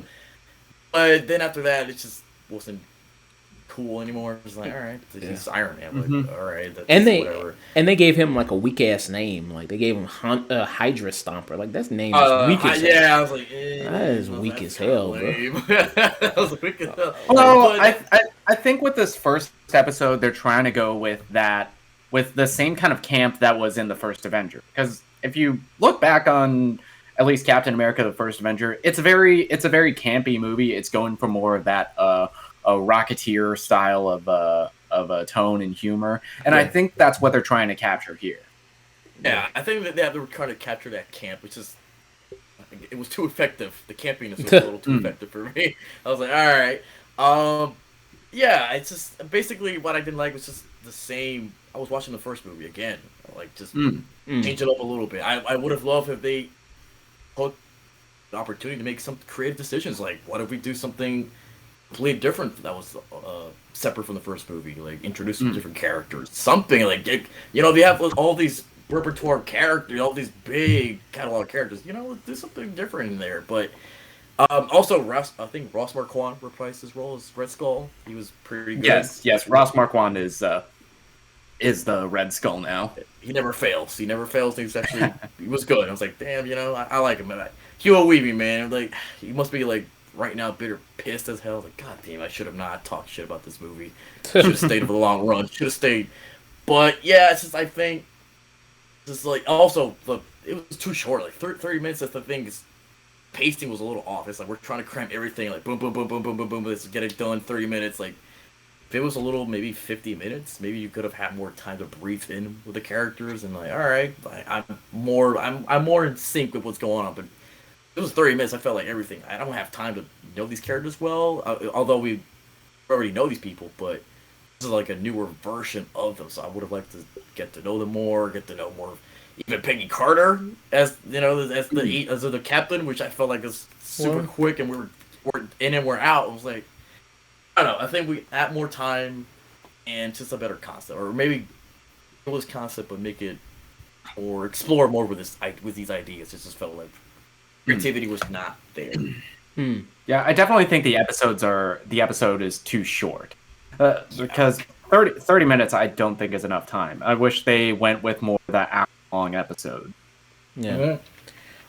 Should have. Yeah, I mean, like I said, that's part of my reason for saying that they should do the first 2 episodes because, like I said, the story is just the inverse of the story you already know. It's just literally just what if Peggy was Captain America and not Steve, and it is telling the story of the first Avenger over again, and just it's swapping out the things and the whole kind of element they bring into it of like, well, now that Peggy Carter, she is, she took the super soldier serum, is that okay, she's going to face a lot of sexism, and that's the reason they won't put her on the front line as the hero, as opposed to when Steve took it, it was just because like, well, you're the prized, you're the golden goose, you know what I mean? We got to do constant experiments and put you on the USO tour, you know what I mean? You're going to be with the chorus girls, you know what I mean? That's what you do. You're just going to be a pure marketing tool. With her, it was just like, well, you're just a woman. I mean, we're not going to take you seriously. And Bradley Whitford, who I didn't even really remember was in the first Avenger, honestly. I didn't even remember his character kind of being in that movie. I just... In the first movie? I don't think he was. I don't remember him. I think he was supposed to be playing Tommy Lee Jones' character, but that's not him. Well, so, like, if Nick, if you could just look that up real quick for me. While I just talk real quick, because I thought he was. I thought I looked it up and thought he was. If you could look that up real quick, but the voice acting, it did seem kind of very almost like drive-by voice acting, where it's kind of like they just kind of ran in the booth real quick and was like, okay, let me tell you these lines, and then let me just kind of run out. Like Sebastian Stan, it was like, it was like he was just kind of just like I gotta come in because I have to come in, and then. You know what I mean? And I just have to say these lines. Haley Atwell is coming back as Peggy Carter. I love Haley Atwell just in general and just as Peggy Carter. I was one of the 50 people that watched Agent Carter TV show. You know what I mean? I watched it. I wish it got more seasons. But there's even some people who, after seeing this episode, they're calling for her to come back as a live action Captain Carter, for them to introduce that character there. When it comes to the action and, like you said, the movements of the animation and feeling like you're like Telltale, I kind of feel like that sometimes, like when the characters would be walking, sometimes it would feel very stiff and very much like kind of like that Telltale. Yeah, like sometimes like you would kind of walk and what they would do there. I was like, it does kind of look very stiff, and some of the even stuff. The action stuff is like, this could have been a little better. Some of the action stuff I thought was, I thought it could have been a little bit better, could have been a little bit more effective. The animation, it kind of looks like it feels like this cross between like a little bit looks like this Pixar animation, but it's very, very much like computer. You know what I mean? And it kind of like washes that kind of animation out because it does look good, you know, but it just also looks just very very much like in a computer that this is designed Yeah. in, you know, that doesn't look all that sometimes appealing all that much, if that makes any sense, if I'm what I'm saying makes sense. It doesn't stand out. It just looks like I don't know. But these designs are just Yeah, they're yeah, yeah, very much so. So you know the stuff you know they kind of do. You know, like I said, it is very quick. They're trying to jam pack it with all this you know stuff, basically condense you know that movie into this 30 minutes. And you know, I think that you know not having some of the bigger people back like Chris Evans. Robert Downey Jr. is not going to be back, but you know you have other you know kind of other people like Chadwick Boseman and Chris Hemsworth. I don't know if it was just like just because Robert Downey Jr. and Chris Evans their deals are done, so they're like, okay, well I guess I don't have to really come back if I don't want to. I don't have to do this. You know what I mean? I don't have to come back, but I don't know if it you know it kind of does lose something a little bit when you have certain people who are voicing their same characters, but then you have other people who are playing the bigger ones. You know that aren't. You know what I mean? It does kind of feels like it does lose something there, but even Arnim Sola. He sounded like that's not. no, What's his name? that No, was that was him. That yeah, was that was That was Toby him? Jones. yep, that was Damn, Yeah, that was him. I guess the acting with, all around this episode was just not there. Like I was like, damn, these voices. What the fuck? yeah, like Stanley Tucci, he's back as the doctor. Yeah. Yep, he's back. Yep, Voice, Dominic Cooper, he's back. yeah, and Samuel Jackson, he's back as Nick Fury. He shows up in the episode as well. Josh Keaton is the one that's voicing Steve Rogers. He voiced, Yeah, and he's credited as Skinny Steve Rogers Yeah. just for insult to injury. yeah, skinny Steve Rogers. Yeah, I thought he was good. He sounded like Chris Evans for the most part. I was like, Yeah, like even the guy who voices like Tony Stark, he sounds kind of like you know Robert Downey Jr. adjacent. You know, it sounds like if you can't get Robert Downey Jr., this is kind of a good because he seems like he gets his inflections down pretty nice. And this is just for me watching like the trailers. This isn't for me. I'm not privileged like Sebastian. I don't see you know episodes early. This is just me, you know, from the episodes. But if you guys want to go around, give your final thoughts, rating of it, and then we can maybe discuss a little bit of spoilers after that. Well, for me, especially with all of the potential that this show has, that of exploring this multiverse, and by all accounts, this is canon now. This events that happen in the show could affect the future of the MCU, especially considering how Loki ends. But that being said, this first episode, it's fun. I had some fun moments, but it's on the weaker Marvel's TV series so far. I hope it drastically gets better with the next 2 episodes that I haven't seen yet. Fuck you, Sebastian. But for me, I'd say I'd give this premiere a solid 6 out of 10. I don't have the same complaints you do about the animation. I like the distinct look that it's going for. I'm a fan of that cell shading. And the action I thought was fine. So for me, 6 out of 10. 6 out of 10. Just for this premiere. Yeah, I'm kind of have to agree with you saying there. I wasn't a big fan of this episode. I didn't really like it, but I can't say it's bad, so I gotta stay with that. Like it's okay. I think again, just if you had more creativity in there, have some more fun with the concept. Because I know with a what if, even the what if concept in general is just very interesting to work around. So if you just actually had that creativity and that kind of imagination in there, that would have been more fun. But just kind of staying with the same plot of the first movie. Which, by the way, was Bradley Whitford in the first movie, or did So he was not. He was a character in the Agent Carter one shot. Yeah, that accompanied one of them. Well, that's a obscure reference to get for this episode, but okay, that's what it is. But it's just not the idea of actually seeing Captain Carter, whatever the name is. We didn't see that fully, like realize. It's just if we had maybe more time or just maybe more ideas to work with, it could have been more fun. Just it was very, very weak. But I will say that it does get better later on. I will say the third episode's the best. I'll say that right now. Yeah. But that's where I feel like the creativity's there. But in here, it's just like if I didn't see those 3 episodes later, I would have been very, very pessimistic about the series. I would have not been excited about the future. But knowing what happens later, I'm like, all right, I'm eager to see what happens next. But for this episode, man, not a good start. It's been way, way better, and especially what happens with like seeing Loki. I'm like, that's top tier like quality TV right now. Like, and we're going straight to this. I'm like, Yeah. I don't know, not the best, but 6 out of 10. Yeah. Better. Yeah, I would have to agree with you guys. I give it a 6. I like Haley Atwell. I like her coming back, voicing the character Peggy. I mean, she's been throughout the character of Peggy. Been throughout the Marvel Cinematic Universe. Her even after her first appearance in First Avenger, like you said, she had her on one shot. She had her on TV shows. She's reappeared in other movies. In Endgame, the Winter Soldier. So it's good to see her again in a different kind of context. But yeah, like you said, we've been talking about the episodes and stuff, just an inverse of the story we already know, and it's just so kind of crammed with trying to jam. It's the first movie, but just condensed into the kind of 30 minutes, and it's like I just think. It's a good solid just opener, maybe in the way that it's like it just quickly introduces the premise and kind of sets up kind of what the whole premise is about and everything like that.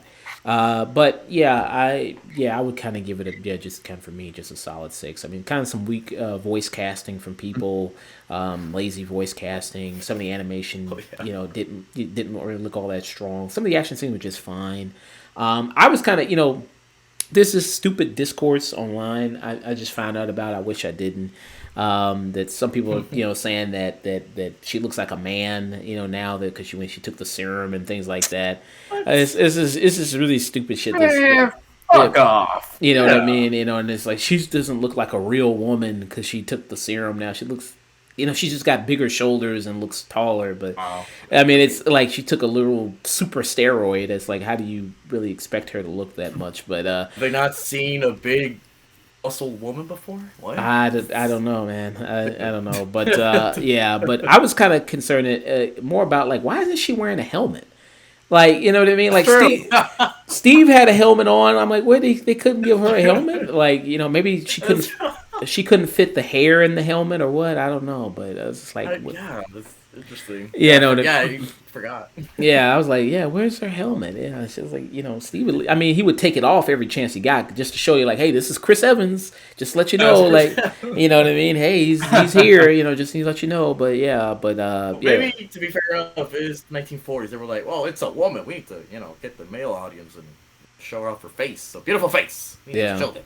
And Haley Atwell's bone structure is amazing. Like, she's got the most perfect symmetrical bone structure I've ever seen. Like, Jesus Christ. So I think I just give it a solid 6 for me. All right. By the way, also, it's like Marvel just keep Haley Atwell. Yes, obviously they want to bring her back and everything. Just like keep her. Yeah. Well, people long run because it's like. Popular. She's very popular. She's a very popular character. So obviously Marvel just want to keep like, how are we gonna bring Carter for this time around? Shit, flashback. Okay, but just bring her.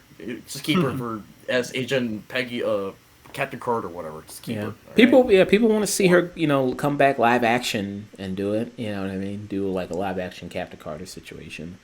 Really do Captain America. We'll see. Yeah. All right. Moving on from discussing what if, we're going to just get into some quick news stories because we are done with reviews for now.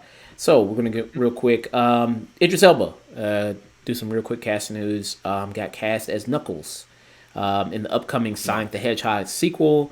I don't know anything really about Sonic lore. I've played some of the Sonic games before, but I'm not like a avid person of the lore. I just know that there's this blue hedgehog and he runs around, collects the coins and everything like that. They make that nice little noise when you collect the coins. Sebastian, could you tell us a little bit about the Knuckles character and what's it all about and his kind of place? So Knuckles has had an interesting history. Like first he was kind of introduced like the antagonist in Sonic 3. And then I didn't play the whole game, so I don't know how that shit ends. But somehow later on he's like an ally now. He's one of the top trio or like the Sonic, Sonic, Tails, and Knuckles are like considered the trio, unless they replace Knuckles with like Shadow maybe, but whatever. But yeah, Knuckles, he's like basically just the hard edge, obviously Knuckles, huh, pun intended, kind of guy. He's very like the muscle guy. That's all he is. Like, which I mean, they kind of use that to negative effects. Like in Sonic Boom, they used him like dumbed him down, like super dumbed him down, like make him bigger, but he's doesn't have a brain. He's very stupid. So that's like the worst of Knuckles. Which I hope they don't do that for this movie. Which I don't think that's the angle they're gonna go. But basically, Knuckles is he's very cool, but he's very tough, and he's very serious, but he can hang around with Sonic and, have fun with him. But I think Idris Elba kind of has maybe that same charisma. He can play like a tough, kind of like we saw in Suicide Squad. You can still play that tough guy, but have a soft spot, he kind of has a sweet side to him, which I would not object if they make him British, because, Knuckles is not British. I would not object if Idris Elba keeps the accent for this movie. I will like, fuck yeah, I'm down to see that. Especially just seeing Suicide Squad, I'm like, I want to see more of that Idris Elba. Keep the accent. So I don't know what they're gonna do with this movie. I just hope they address some of the memes that have come out about, especially Ugandan Knuckles. He's probably gonna do that. Imagine all the people expecting Ugandan Knuckles, and then you're getting the smooth, sexy tones of Idris Elba. Yeah, probably gonna do that reference, which we'll see. Well, they did. Gonna be me. They did include the meme of like the drawing of Sonic in the first one. They did do that. So they did. They were kind of very kind of funny in that aspect of bringing in kind of that pop culture into the movie as well. That terrifying original look at Sonic. Yeah. Yeah. So that was the stuff of nightmares. So they'll do a good job. So they'll probably keep true to the more original design of the way Knuckles looks and everything like that. Is Tails supposed to be in this movie as well, right? Tails? I think so. Yeah, I think so. We still don't know who's gonna play Tails from what you said, right? We still don't know. That'll be interesting to see who's gonna voice him, because Tails is this very kind of kitty guy, very shy, very nerdy. So you gotta kind of need someone around that. But Idris was not the first, second, or third guy I ever thought who could play Knuckles, but once I saw him promote on his Instagram, I was like, this makes sense. I'm down for that. I'm all for agreeing on this decision. So I think he'll be good. I don't think... I'm kind of afraid he'll kind of be wasted in this movie, because I don't think they're going to do much with Knuckles. Unless they're going to adapt... I don't know if they're going to adapt the story from Sonic 3 and make him the antagonist. I don't know if that's what they're going to do. But I think this is gonna. I don't know. I think Idris will kind of just walk in the park, just like whatever. I'll do these blinds, give me the paycheck. But I hope they don't do that. I hope he's actually wants to be there. So we'll see. Yeah. But also, I didn't see the first movie. Are we finally gonna see Jim Carrey as full-on Eggman in this movie? Like, in the first movie, the post-credit scene is him as Dr. Eggman. Yeah, that's what I want to see. Full-on bald Teddy Roosevelt looking guy. That's what I want to see. I want to see that. Yeah. Be that. Well, it's just another case. Idris Elba being cast as Knuckles of black people replacing redheads in media. Just the ginger side. The ginger side continues. Black people just constantly replace the redheads. Here you have another black man. Just taking the gingers roles in Hollywood. Nick, what about you? What do you think? British taking American role. Yeah. Another British taking American roles. What do you think about the casting, Nick? I don't know. Idris Elba, he's always one of those guys that he's done great voiceover before, especially in the Jungle Book remake, where he played Shere Khan. And I think if they go that route with him with Knuckles, I think it could be really cool. Yeah. All right, so moving on to discussing Idris Elba's Knuckles. I'm going to be discussing Venom. Venom 2, Let There Be Carnage is delayed. Due to, kind of like more kind of these variants that are coming out of the virus, Delta variant. The theaters, the studio has decided that Sony Pictures has announced plans to delay the theatrical release of Venom: Let There Be Carnage, the studio's upcoming comic book adventure film starring Tom Hardy. The Venom sequel, which has been delayed several times amid the pandemic, was set to open on September 24th in the U.S. and now will premiere on October 15th.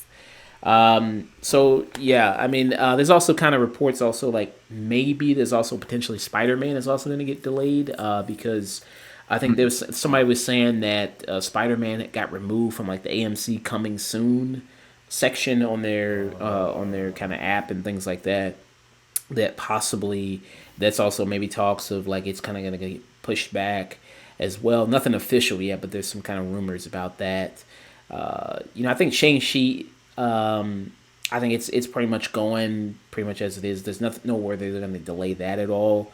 Maybe it's because it's closer. Maybe I don't know, but you never know. They could still probably just pull it if they just decide like yeah we're just gonna maybe things don't do well. There's a controversy with Shang-Chi now. Like apparently it's only going to be in theaters. No premium Disney Plus stuff. Yeah. And, because apparently Natasha Romanoff stirring trouble in Disney. They were like, shit. I guess we got to stay with a contract. We can't. Theaters only. No Disney. No streaming. No cash on that. We got to just cash in on the theaters. Which yeah. Good luck with that. Because it seems it's not getting better right now with what's going on right now with Delta variant and all that craziness. So for them to push it back, I know you're trying to play it safe, but it's just on VODs. I don't think it's gonna get better in October. Yeah, I think we're gonna still be even worse by October. So I don't know. So this is from Variety, which I'm reading this on. So it says the surge has led to a decline in consumer confidence in returning to movies. According to a recent survey conducted by the National Research Group, 76% of moviegoers say they are very or somewhat comfortable visiting their local multiplex, which is a dip of 3% compared to last week and down 14% from 1 month ago. As a result, the movie theater business hasn't fully recovered from the prolonged industry-wide shutdown. So far, the domestic box office has seen a mix of COVID-era hits, such as Quiet Place 2 and F9, and misses such as Snake Eyes and Space Jam 2. Well, I don't know. Those movies did kind of suck too, so I don't know. I don't know if that's purely pandemic. Those movies kind of just sucked, but okay. At the same time, the international box office, which is critical to the success of big budget films, has been struggling as hotspots emerge across the globe. Like we saw recently, like even Suicide Squad didn't do good opening weekend. Yeah. Opening weekend theaters, it did not do great. Yeah, it suffered pretty bad. But also, pandemic, but plus other X factors going like, well, the first Suicide Squad was also trash, so that was also kind of not good, and you know what I mean. Yeah, it had the stink of the 2016 Suicide Squad all over it. Yeah, and also people, it's like, is this a sequel? Is it a reboot? It's called The Suicide Squad, not even Suicide Squad 2. So it's like, what's going on? So there's still unclear. Yeah, you know what I mean. Other characters, the same characters are returning to do the same roles, but are they even acknowledging the first movie? So, yeah. So I watched the movie, still don't understand what the whole movie is. Yeah, still don't get it. Yeah, so. There's also some other factors that kind of led to the Suicide Squad not doing all that well, but it is great. I did enjoy it a lot. It is a really good movie. But yeah, due to this, things kind of still happening, due to the pandemic still kind of rising. We're still in the midst of it. It has not gone away at all. Theaters might still try to do the whole pulling movies thing, delaying the movies. They did delay one of the biggest movies of the year, Clifford. I know that was one of they delayed the horror event. Delayed the horror event of the year in Clifford. Yeah, good old Clifford, the Clifford the big red dog. Damn, not such a good boy. Yeah, even without the pandemic, like is Venom 2 was gonna be that successful? Because the first one was kind of like a surprise. The first one made money. Yeah, I think so. It was like we kind of want to see Venom, but yeah, we really want to see Venom again. That's the thing. Like, do people even care? Because then the first Venom made like $1 billion, didn't it? It did.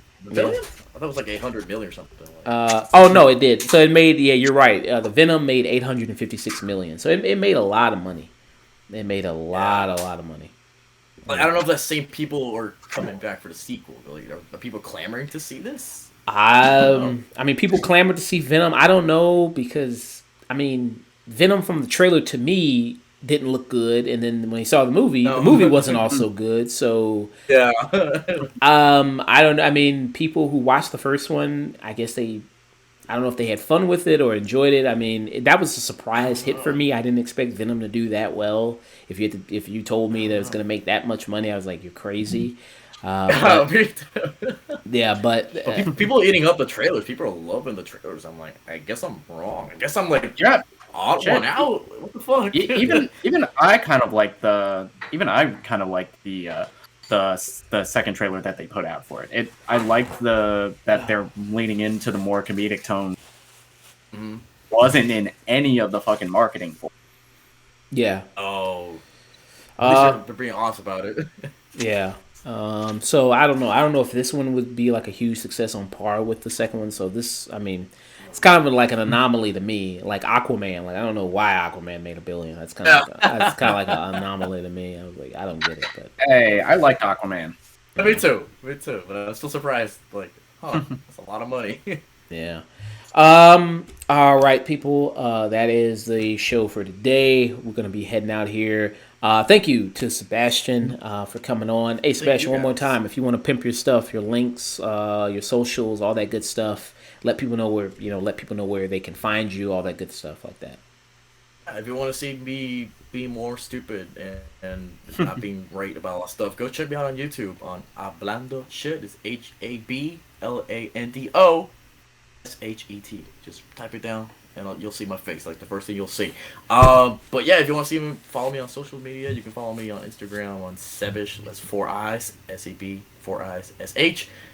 And I don't know, maybe Facebook. I don't know what you want to see on Facebook. Sebastian Sierra. That's really about it. Snapchat's dead, so don't follow me on Snapchat. Nobody uses Snapchat. Twitter, I don't use Twitter at all. Twitter's kind of blah. Yeah, that's about it. So if you want to see me do stupid stuff, check me out. Yeah. All right. Yeah. People say Snapchat's dead now. Yeah. Nobody wants to Snapchat. It's dead, man. I mean, I use it sometimes, but it's not what it used to be, man. Man, what happened to Snapchat? What happened to it, man? I don't know. It's just people don't use it. It's just people not there anymore. just phased out with like a lot of other stuff. Like it just happened. Kind of phased out. Yeah. Like the biggest things right now is like TikTok, apparently, for whatever reason, and Instagram. That's what's hot. What's hot. I heard like a lot of people say Instagram fell off too. A lot of people say Instagram fell off. Really? No, come on. Damn, I guess I'm late for everything. Yeah. But yeah. So that's good. Yeah, good. Let people follow you on there. Check out your content. I guess I'll bring you guys. Obviously, I want to bring you guys to the channel somehow. Like, something, yeah, absolutely. Like, review or something. Well, we gotta plan that out. Yeah, absolutely. Love to come on. Nick, where can people find you, man? All right, you can find me Twitter, Instagram at Night and Day Nick. Yeah, and good old Bubbles, Bubbles IG. Bubbles, definitely one of my favorite follows on Instagram as well. All the different captions, all the good funny IG stories. Yeah, Bubbles is a riot for sure on Instagram. Very much so. She's a fun follow. She's working on becoming a dog influencer. Yeah, dog influencer. Yeah, very much so. Yeah. Get that dog money. Trying to be even more successful than Lady Gaga's dog. Have more followers than Lady Gaga's dog. Yeah. Fuck that dog. That dog's a punk. He's a good boy, but he's a punk. Yeah. All right. So, of course, with the Afternoon Tune, if you want to follow us on the socials, we are there. Facebook.com at the Afternoon Tune. We are also on Instagram at Afternoon Tune. We are also on Twitter at twitter.com/the Afternoon Tune. You can also send us an email at theafternoontune@gmail.com. We're also on TikTok. TikTokers doing good old stuff there, uploading clips from our shows and reviews. Just search us up on TikTok at the Afternoon Tune as well. You can also find us wherever you listen to podcasts. So if you don't want to see our faces, just want to hear our voices, hey, check us out on Apple Podcasts, Spotify, Anchor. Also, it'd be good to leave us a review on Apple Podcasts. That helps us out a lot. Good review. Oh, yeah. Let us know. 5 stars, that good stuff. And if you're more than likely, you're probably watching this on YouTube, youtube.com, The Afternoon Tune. Just search us up there. Type in The Afternoon Tune in the search bar, and we will pop up. And see our reviews, see our funny commentary on things, great guests as we always have on the show. Check us out there, and of course, you can also check us out on streaming right now on Twitch.tv/Afternoon Tune. Trying to get those follows up, trying to become affiliated. Have the average viewership of 3 viewers in order to get affiliated, plus 50 followers. So trying to get that up. Hey, follow us. Do all that good stuff. Hey, I'm trying to be in Free Guy 2 as another Twitch influencer. Trying to be there, which they did announce they are going to. They did announce they are going to try to possibly do a sequel to Free Guy. I heard that they are going to do possibly. Read that they are going to think about doing a sequel to Free Guy. So, and the movie did, I think, do well in the box office. I believe. I think it did pretty well. So there's conversations about doing a sequel. I would actually kind of maybe like to see a sequel of Free Guy and them touch more on. Depending on what they do with it, because I don't. Given the way the movie ends, I don't see a lot where you can go for a sequel. I see it kind of wraps up its own story. I see maybe some directions, maybe a little bit where you could go, but it depends. But there's talks. I mean, if you can make Don't Breathe 2, why not? Why not make Free Guy 2? You know what I mean? Why not?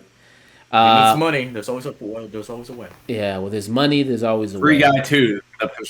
Free Guy 2, The Pursuit of More Money. Yeah. So check that out. Free Guy 2, Disney showing off how much they own. You know what I mean? The pursuit of owning things. All right, so good people. Hope you enjoyed the stream. Great to have Sebastian on. Thanks for having me. And hey, to all you great people out there, don't forget to stay tuned.